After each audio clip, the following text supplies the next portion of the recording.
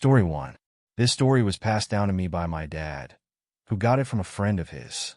The guy's name was Rob, and he served as a combat medic in the Vietnam War. Rob didn't talk much about the war.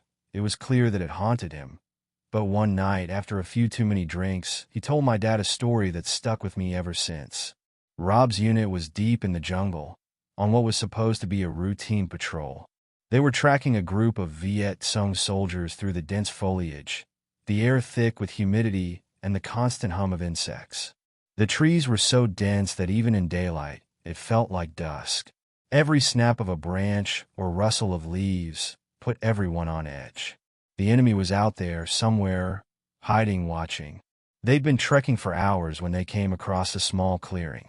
It was a perfect place for an ambush, so the squad moved in cautiously, weapons drawn, eyes scanning every inch of the trees.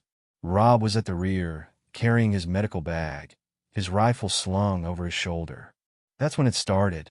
The first shots rang out, echoing through the jungle like cracks of thunder. One of their guys, Kowalski, dropped instantly, blood spraying from his chest as he fell backward into the mud. The rest of the squad hit the ground, scrambling for cover behind trees and rocks. The enemy was invisible, hidden in the thick underbrush, firing from all directions. Bullets whizzed past Rob's head, splintering trees and kicking up dirt. The air was filled with the deafening roar of gunfire, the sharp crack of rifles, and the deep thud of explosions. Rob's heart was pounding, his hands shaking as he crawled over to Kowalski. The guy was still alive, but barely. His chest was a mess of blood and bone, and Rob knew the chances of saving him were slim. But he had to try. That was his job. He fumbled for his kit, pulling out bandages, gauze, anything to stop the bleeding. His hands were slick with blood, making it hard to get a grip, and all the while, the gunfire continued. More of his squad were shouting, returning fire, but the enemy was closing in, and Rob could feel the weight of it pressing down on him.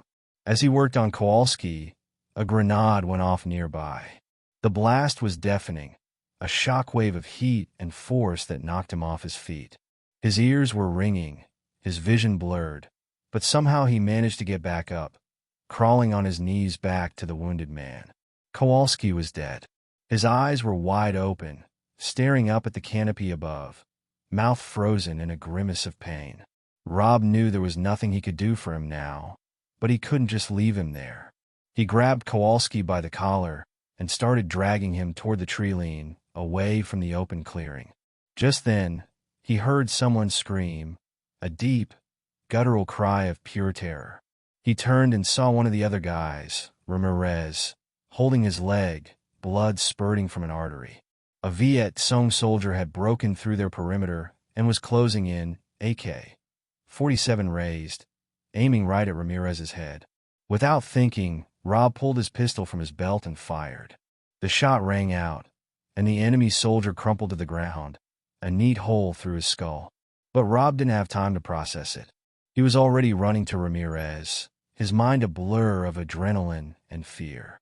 Ramirez was in bad shape, his leg torn open, blood pouring out too fast for Rob to stop. He tied a tourniquet around the leg as tight as he could, but the look in Ramirez's eyes told him everything he needed to know. Ramirez was going into shock. "We gotta move," Rob shouted to the others, but there were only a few left now. One by one, they were being picked off, their screams drowned out by the constant barrage of gunfire. Then came the worst moment. The point man, a guy named Mitchell, stood up from behind cover to throw a grenade. Just as he pulled the pin and cocked his arm back, he was hit. A bullet caught him right between the eyes, and he dropped like a stone. The grenade slipped from his hand and landed, unpinned, in the middle of their position. Rob didn't think. He didn't have time. He dove for it, grabbed it, and threw it with all the strength he had left. The grenade sailed through the air, disappearing into the jungle. For a second, everything went still. Then the explosion tore through the trees, a massive burst of sound and light, and the firing stopped.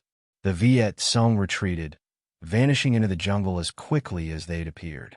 But Rob barely noticed. He was too focused on the bodies around him. Kowalski, Ramirez, Mitchell, all dead. Out of a dozen men, only 4 of them were left standing. And Rob, he was just standing there in the middle of that hell, covered in their blood, feeling like the world had just ended. They radioed for a medevac, and after what felt like hours, the choppers came to lift them out. Rob never forgot the sound of those blades slicing through the air, lifting him out of the jungle, away from the clearing, away from the dead. But he also never forgot the silence that followed, the eerie stillness of the jungle once the firing had stopped.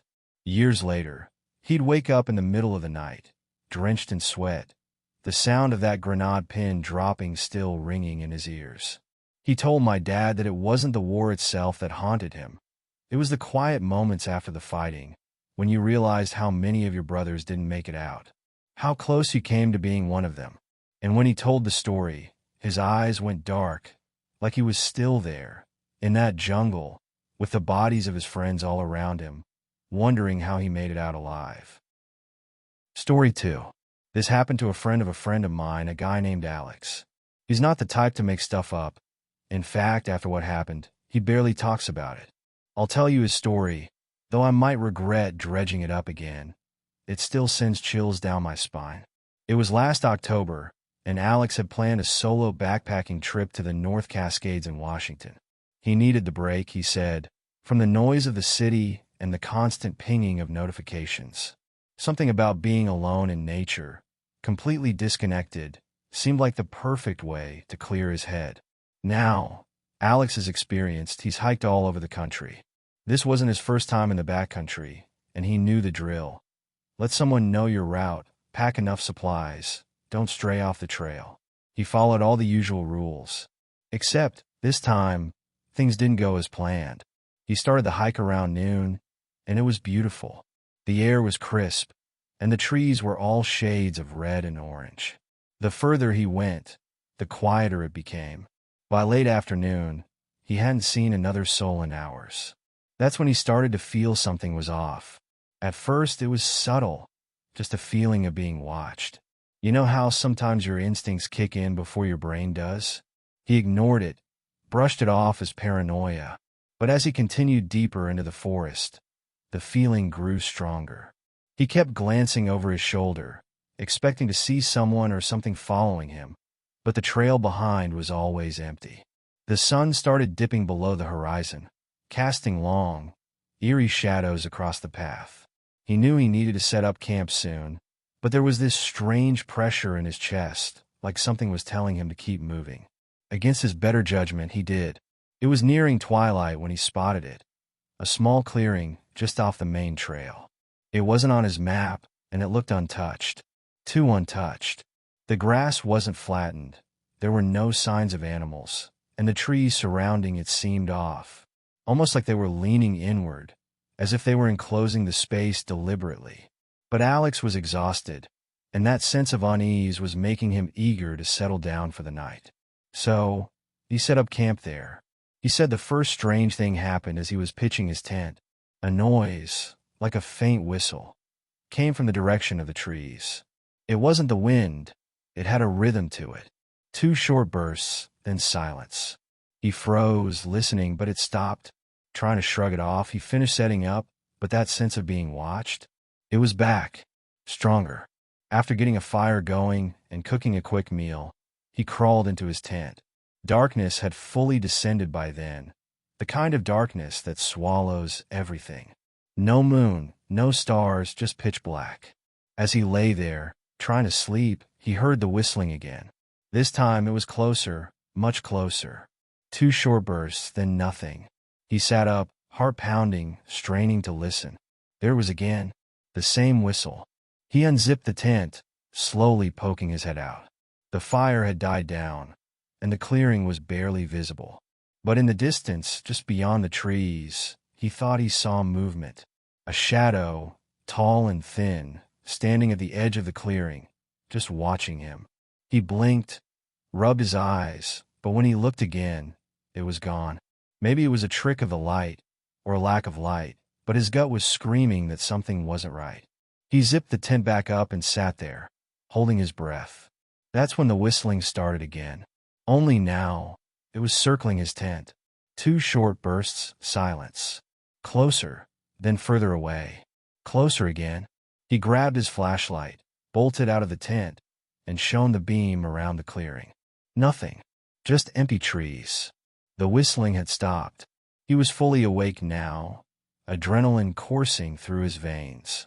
Sleep wasn't happening, so he decided to pack up and leave, even though it was the middle of the night.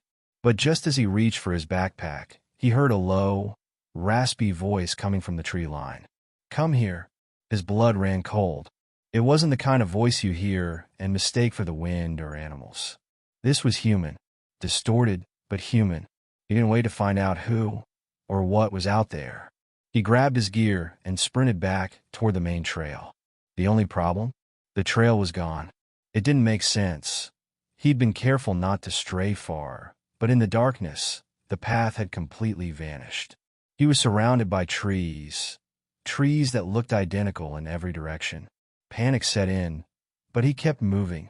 He couldn't hear the voice anymore, but the whistling, that damn whistling, it followed him the entire time. 2 bursts, then silence.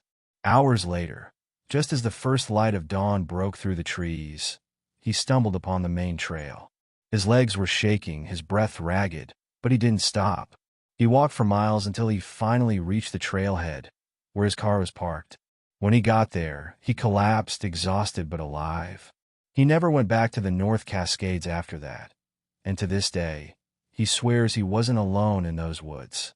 Whatever was out there that night, watching him, whistling at him, was something he doesn't ever want to encounter again. He's told a few people about it, but most don't believe him.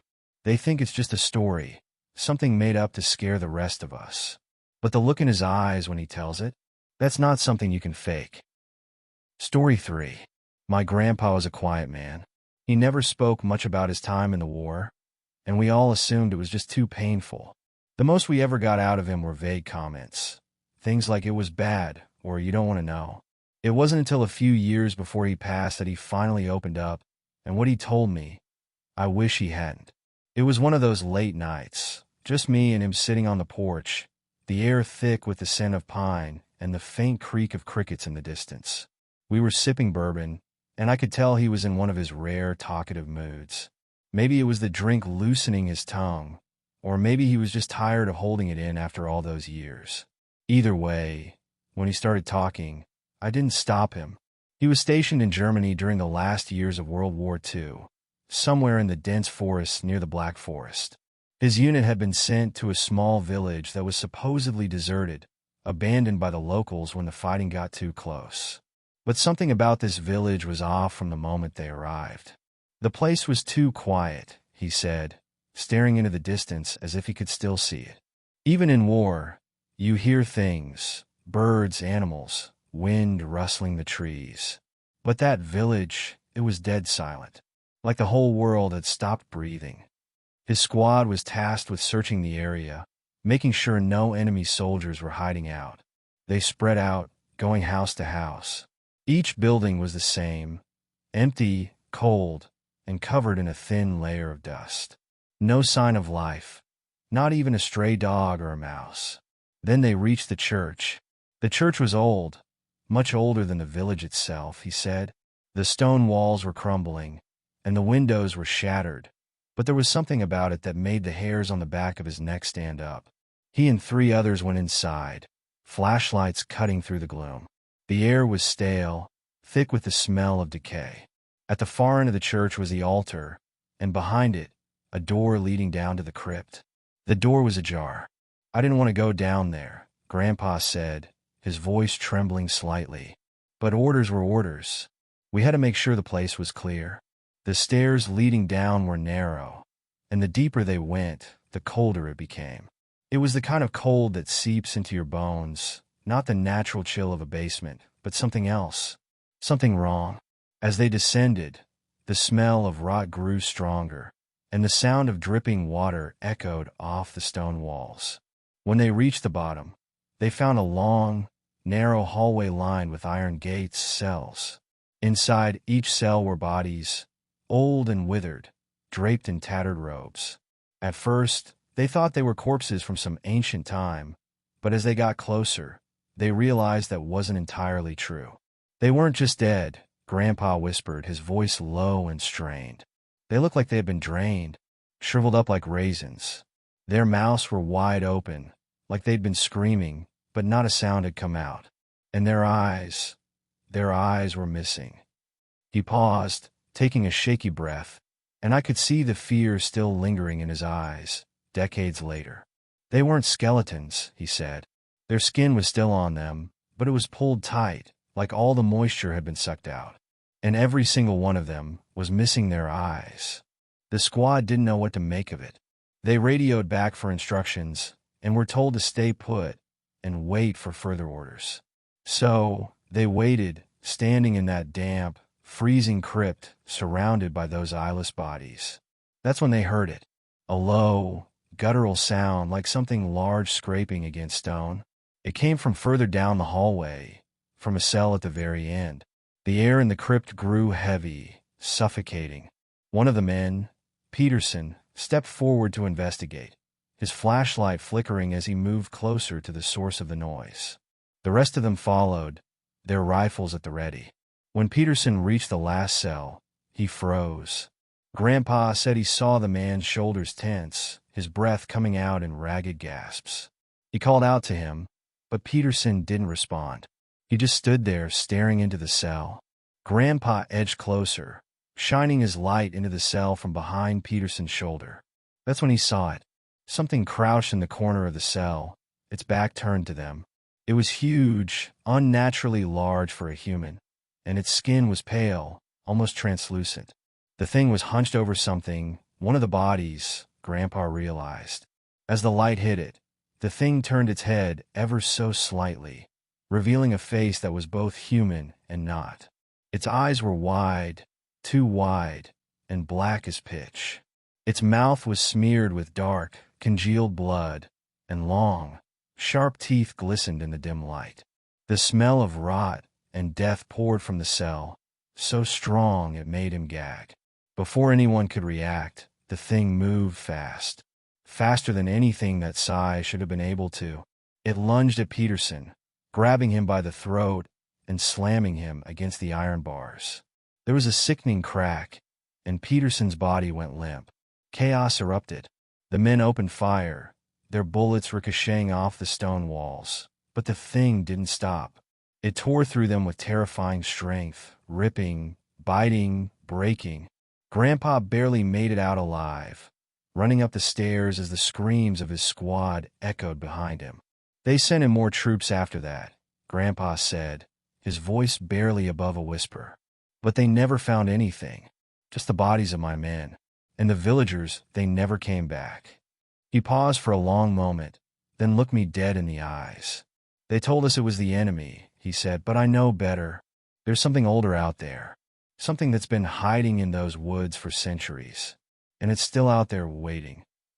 Grandpa never talked about the war again after that night. And after hearing that story, I never asked. War leaves scars far deeper than just the physical wounds. The real terror is in the memories, the chaos, the loss, and the haunting silence that follows. These stories remind us that some battles never truly end, even after the guns fall silent. What lingers is the fear, the pain, and the faces of those who didn't make it out.